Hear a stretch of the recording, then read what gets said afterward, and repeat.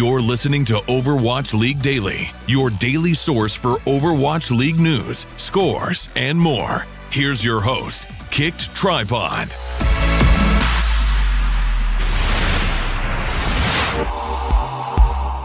Good morning, Overwatch League fans. This is your Overwatch League Daily episode for December 31st, 2017. The Boston Uprising have had high expectations from the community from the moment the Kraft Group announced they would be investing in Overwatch League. Robert Kraft, owner of the Kraft Group and New England Patriots, has a reputation for winning. The Boston franchise was one of the first to be announced alongside the New York Mets owner Jeff Wilpon's New York franchise. When Boston revealed their roster, though, many were left scratching their heads as many of the players have little or no Tier 1 competitive Overwatch experience. Some in the community, including myself, have remained bullish on the Uprising, though much of the community will still place them in the bottom four. Has Huck put together an Overwatch League caliber team, or will his focus on developing young and coachable players cause the Uprising to fail? Joining me today to discuss the Boston Uprising is esports consultant Matt Buchholtz. Boston's roster is mostly unproven or unknown. How important are previous results when you're establishing a brand new roster?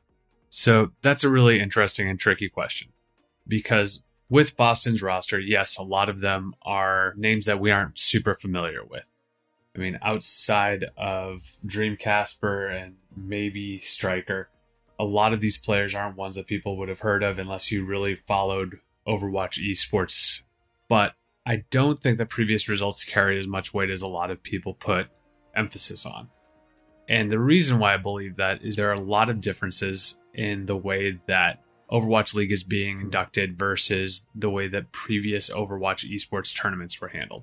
First off, it's all on LAN. So unless we're looking back at past tournaments that were purely LAN, that experience doesn't necessarily translate. Players have to be familiar with LAN in order to compete on it at a highest level. Additionally, the ability to compete in front of an audience is something that not every player has. Now, even as a spectator going to go watch games at the new Blizzard Esports Arena for Contenders Finale and for the preseason, it was hard to keep your attention in one spot. I mean, there's a full LED wall, there's thunder sticks in the audience, everything is very intense and bright, and that can be super distracting for players, especially ones that don't have that experience competing in a large tournament environment.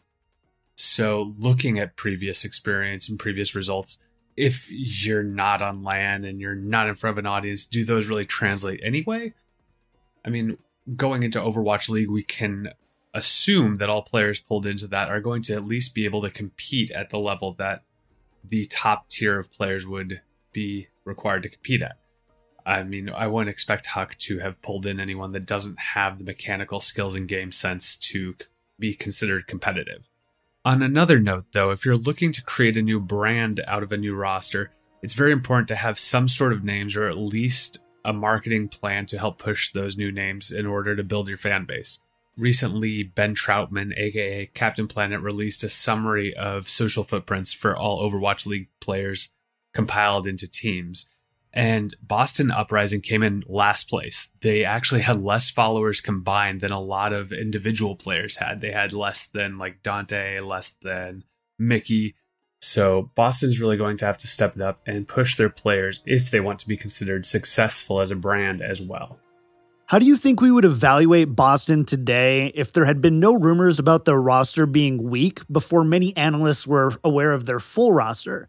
I think that when you prioritize coachable players and players that are going to listen to you and really adapt and take notes to heart, that you're finding players that aren't going to take those notes personally. So they're going to be able to improve their microplays a lot better. You're going to find players that can bounce back after a loss a lot stronger because they know that it's a learning process. They don't necessarily feel that their entire weight is based off of their talent. They know that it's a full team working towards that.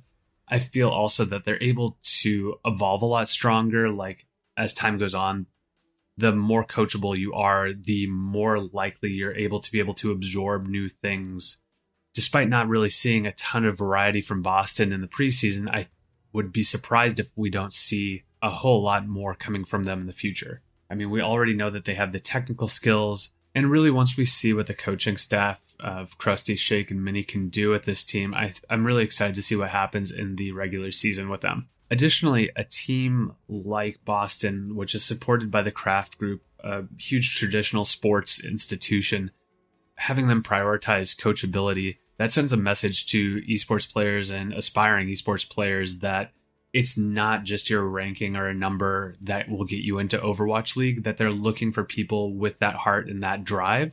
So that's a really positive thing for esports. I think that sends a really positive message for how players can make their way into the league.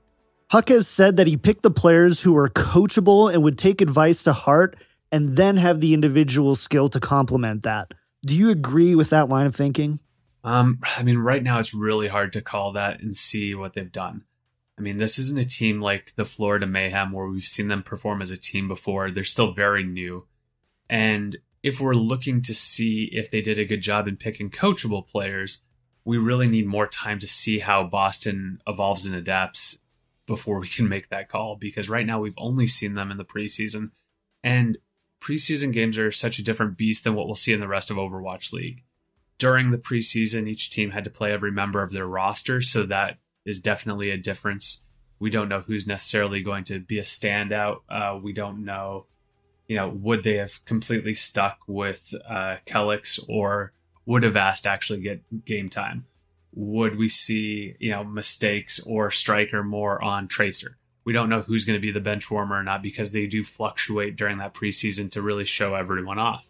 Additionally, in the preseason, teams really don't want to tip their hand and show off everything. So it's really hard to tell exactly what Boston has in store for us. Solely from what we've seen in the preseason, it doesn't look like they've quite hit their stride as a team yet. So I don't know if they've really had that, Mighty Ducks passing the egg moment where they're learning to gel as a team. They still seem pretty rigid. But from what we've heard from insider sources, they are scrimming more than ever. They are really working and grinding out and putting in the effort to become that team. So we'll have to wait and see when regular season rolls around in the next couple of weeks to see exactly what they can do and if they're that coachable, adaptable team that they have promised us that they are. While there is something to be said about bringing in star players and pulling their fan bases and knowing that they will be able to carry a team, I do like this thought process. I really do appreciate the idea of finding players that will listen and build a team together. I'm a sucker for that sort of origin story of a team where all these people are assembled like the Avengers from the corners of the world. Boston has a bunch of players from all over, from Korea, Canada, Russia, even an Ethiopian American in Snow. And they form this team that does have the potential to really work together, but they need someone, their Charles Xavier or Nick Fury to really meld them together. And it's up to the coaching staff of Boston, and it really falls on their shoulders to do that and to provide that structure for the team to grow around. As I mentioned earlier, it also really helps solidify that anyone can become an Overwatch League player if you put in the work. It's saying that if you have the skill and, more importantly, if you have the heart and the drive to really work on yourself and to build yourself up, that there is a chance for you in Overwatch League. And I think that that's so essential. Overwatch is still a very new esport. The game itself has only been out a little over a year and a half, nearly 2 years now, and it still needs to have that excitement and sense of growth and hope. Now, that's not to say that a team made of individual stars won't succeed. They've obviously worked hard as well and do have that proven track record. But in Overwatch, everyone is so dependent on the rest of their team and that synergy that I feel like it's much more beneficial to have a team that is working towards that and has that as their core. So while Boston left the preseason 1-1 and narrowly beating Shanghai in 5 maps, the community has been generally impressed with Boston overall. What were your thoughts on Boston's performance for the preseason?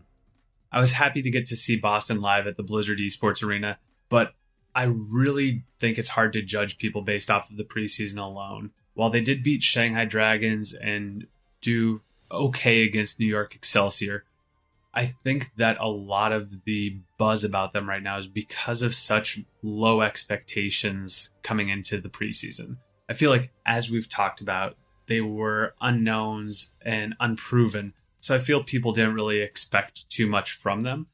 And I think having looked back at it now and having watched the tapes over again, I do think that Boston is performing at a top tier Overwatch League worthy level, but they're not super spectacular. I mean, I'm not expecting, based off of their preseason performance, to see them sweep Overwatch League or even necessarily place them in the top half. So we really do have to wait, as with all the other teams, and as I mentioned earlier, to see what they do in the regular season.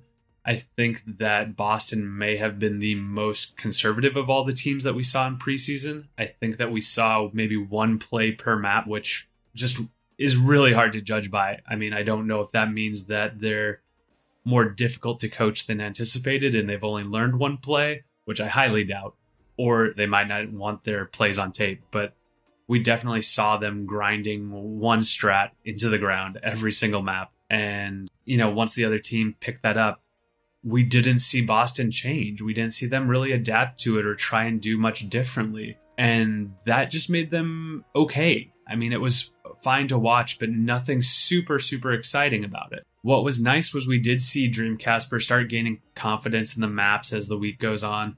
And that's a really positive thing and something that they need to really focus on, is if they're going to put that pressure on him, it's essential that he has that self-confidence to be the DPS player that Boston needs. I mean, I think overall, at the end of the day, looking back at the preseason performance of Boston Uprising, it looked to me like they treated these as slightly elevated scrim, where they showed off their mechanical skill, they worked on their fundamentals, and they just approached it with one tactic, and they hammered that home and just did that. They didn't do anything flashy, they didn't show off any strategies that they didn't feel they needed to, and they really took advantage of the time to get comfortable in front of such a large crowd. So what does Boston then need to do to be successful in Season 1? What should their goal be? Well, to be successful in Season 1, I mean, I really hope to see more from Boston Uprising. Like, right now, they've shown us that they can do one play. Now, I want to see adaptation. I want to see reaction. You can only throw so many Hail Mary passes before the other team realizes what you're doing and covers against it. If your soldier is going to be on high ground every single match, it only takes a few times before the enemy realizes it and finds a way to counter it. Second, I think we need to see more diversity from Boston. I think that right now they've got 2 Tracers, they've got Mistakes and Striker, and they've got 2 Lucios, Kelix and Avast. And I want to see them branch out. I think that all of them are great players and each one has their strengths. But I want to see Dreamcasper get a little bit of the weight taken off of him. I want to see either Striker or Mistakes really get a little bit more flexibility. I don't feel right now that Dreamcasper has the ability to carry all of Boston, especially with a newer support line. So that DPS team needs to really synergize and focus fire and secure those kills if Boston wants to be successful in the first season. Lastly, I feel that Boston really needs to learn to improvise a little bit more. I think right now they're so very by the books that they're sticking exactly to every game plan that they have and not really finding that room and that flexibility to change things up on the fly. Right now, it's like watching slot cars. You see them all taking the paths that are exactly the same every single time that they spawn. And that's something that is really going to hinder them unless they make those changes. I get the advantages of really listening to your coach and knowing what a play is, but there has to be a little bit of wiggle room there to really become a top team. So who are your sleepers on the Boston Uprising roster that just might surprise us? Oof, that's a tough one. Since the whole team is kind of unknown to most people, I guess all of them would be sleepers. But I think that the person we need to keep our eyes on the most is Dreamcasper. As kind of the DPS that does everything, will he be able to step up to the occasion and really just like champion the team and help pull them through the first season? We saw him play so many characters in the preseason. We saw him play Genji, Pharah, McCree, Reaper on Anubis. Like, there's nothing he can't play. He seems like the sort of player who really takes Overwatch seriously and really wants to be the best at what he does, but he still needs more growth before he's really one of those household names. If he can continue to work as hard as he is, and if he gets that support from the support players on Boston Uprising, I think that Dream Casper could be that person on Boston's team that really becomes the standout. Also, I think that we should keep our eyes on Avast. He's one of the Lucio players for Boston Uprising, and I think with Kelix already on Lucio and Lucio not being a super popular pick right now in the meta, we're probably going to see Avast have to swap over to something else. Now, will we see him swap over to a different support character and challenge Nico and Snow to see who's the best non-Lucio support player on Boston Uprising? Or are we going to see him take on a different role completely? I know that we've heard they've got some great comms. He's very vocal, has awesome game sense. Is he going to be that person that forms the glue of the team that keeps everyone together? How he finds his place within Boston Uprising, I think, is going to be very telling for how Boston will progress through the season. Lastly, the person or group of people that I think we really need to keep our eyes on that we might really be surprised by is the coaching staff for Boston Uprising. I want to see what they have in store for us because I can't help but feel that in the preseason that they showed us absolutely nothing of what they really feel they're capable of. I think that they showed us a very basic run of here's how Overwatch can be played, but didn't show off any of their special skills. There were no flying Vs, no knuckle pucks, and I really hope that we see some creative and effective strats coming out from Krusty and the crew. So last questions, and I hope you have another Mighty Ducks reference for us for this one. And you kind of already answered this a little bit before, but do you think Boston is a team that can finish in the top half of Overwatch League?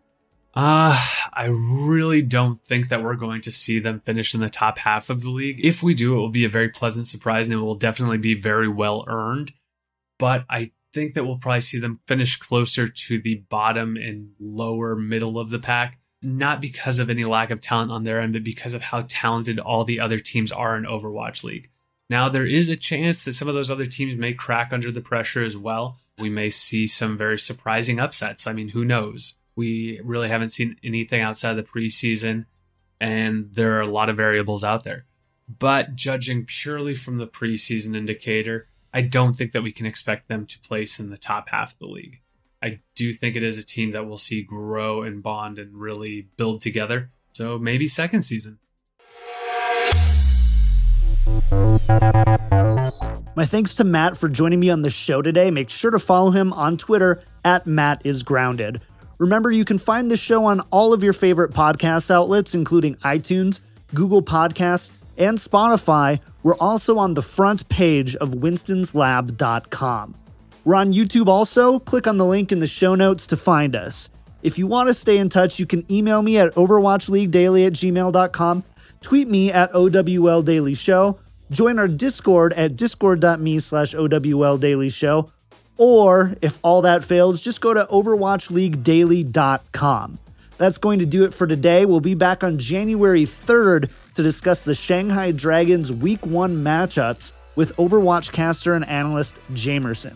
See you next week.